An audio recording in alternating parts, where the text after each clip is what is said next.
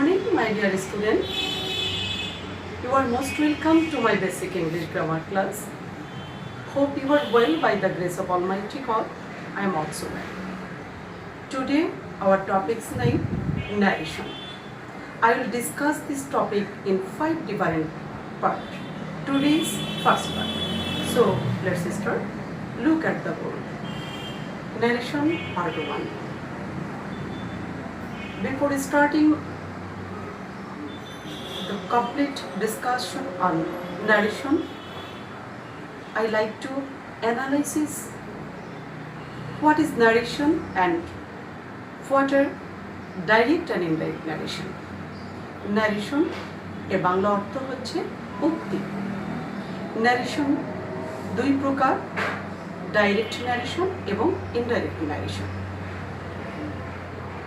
কোনো বক্তার বক্তব্যকে হুবহু উপস্থাপন করা হলে ডাইরেক্ট ন্যারেশন হয়, এবং ইনডাইরেক্ট ন্যারেশনের ক্ষেত্রে এই বক্তব্যটিকেই যদি কিছুটা চেঞ্জ করে উপস্থাপন করা হয় তখন ইনডাইরেক্ট ন্যারেশন।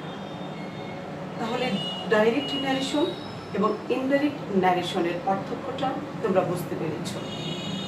ডাইরেক্ট ন্যারেশন এবং ইনডাইরেক্ট ন্যারেশনের কিছু বৈশিষ্ট্য রয়েছে।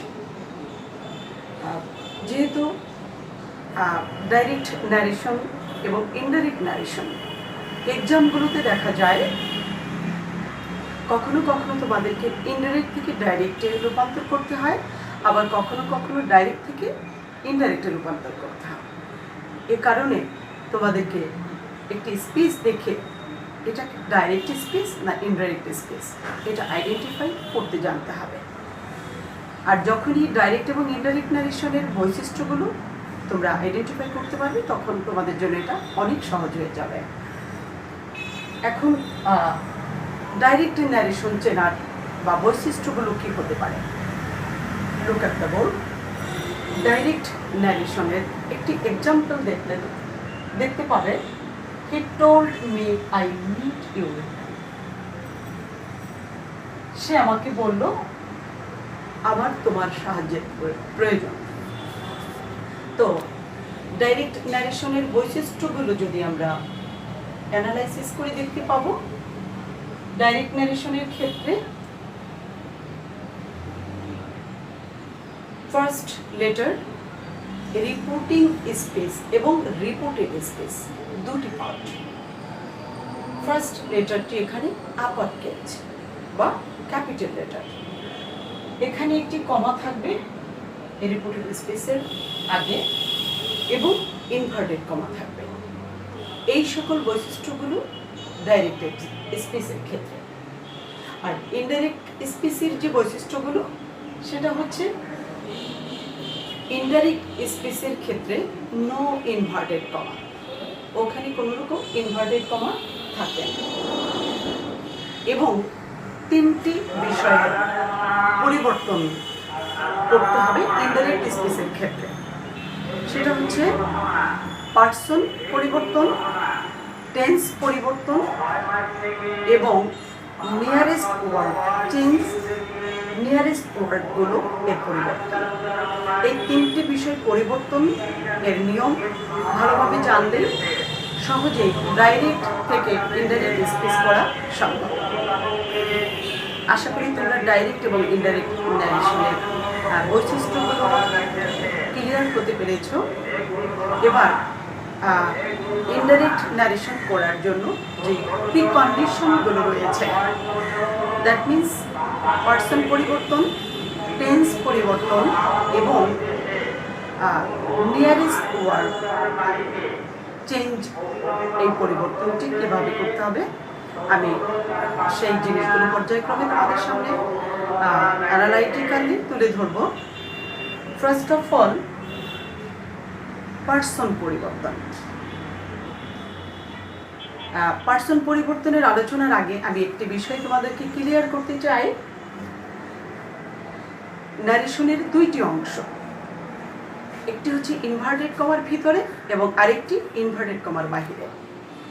বিভিন্ন পাবলিকেশনস তোমরা দেখতে পাবে যে এর একটি মানে এর একটি ভুল উপস্থাপনই আমি বলবো যে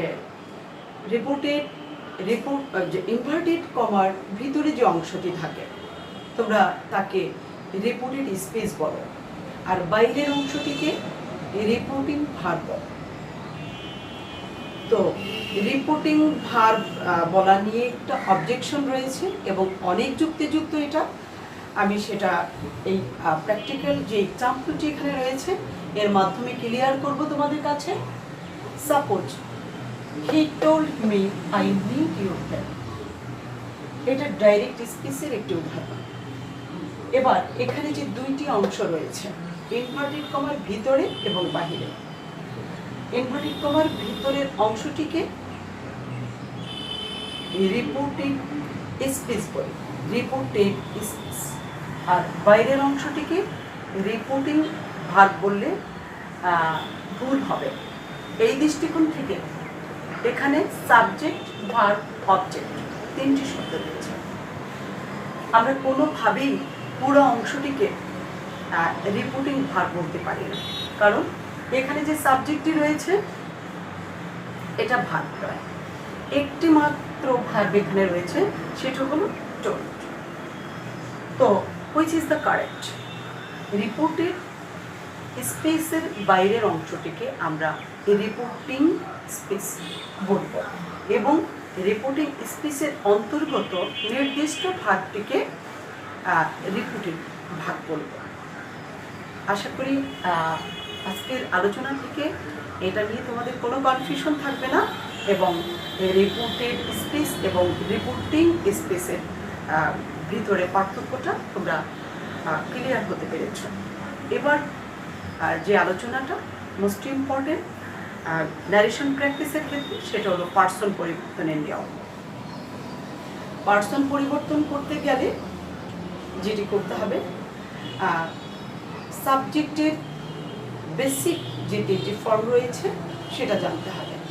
সাবজেক্টিভ, অবজেক্টিভ, পসেসিভ, এই তিনটি ফর্ম জানতে হবে।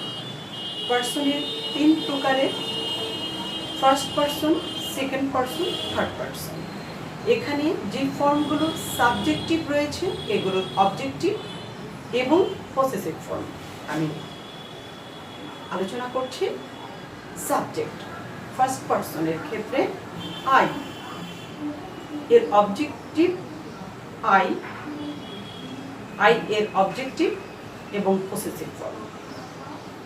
এরপর ফার্স্ট পার্সনের আরেকটি যেটি রয়েছে সেটা হলো we, second person you, third person he, she, they, etcetera. এভাবে পার্সন পরিবর্তনের নিয়ম। আমি পার্সন পরিবর্তনের ডিটেলস পরবর্তী ক্লাসে তোমাদেরকে ডিটেলস বোর্ডে লিখে তোমাদের সামনে পুরো ফ্যাক্টটি ক্লিয়ার করব।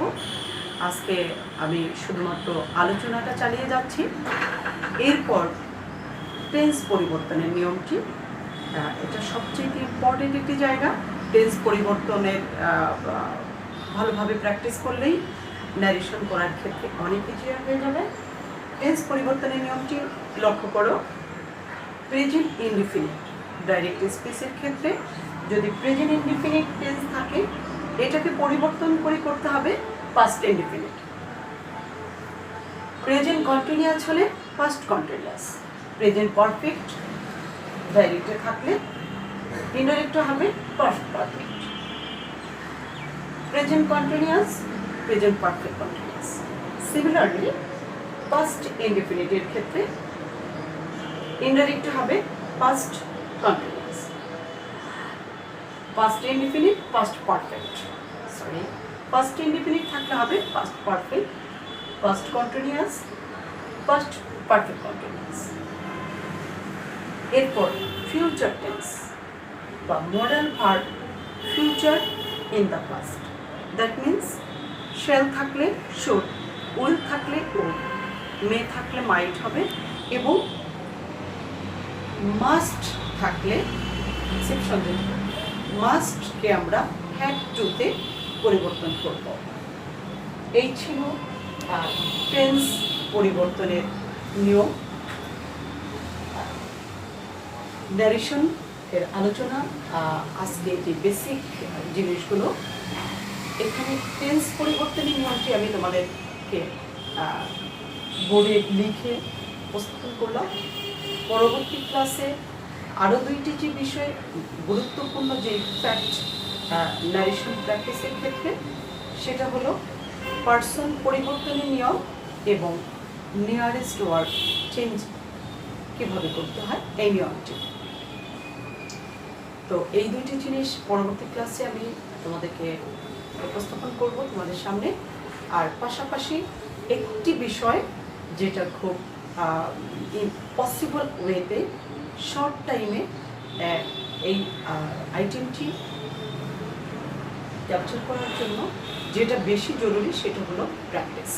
তোমরা এসএসসি লেভেলেও ন্যারেশন অ্যাক্টিভিটি করেছো, তাই এই আজকের এই প্রাথমিক আলোচনার পরে তোমরা যদি মডেল কোয়েশ্চেন থেকে প্র্যাকটিস করো আমার এই আলোচনাটুকু শুনে, আশা করি খুব বেশি সমস্যা ফেস করতে হবে না।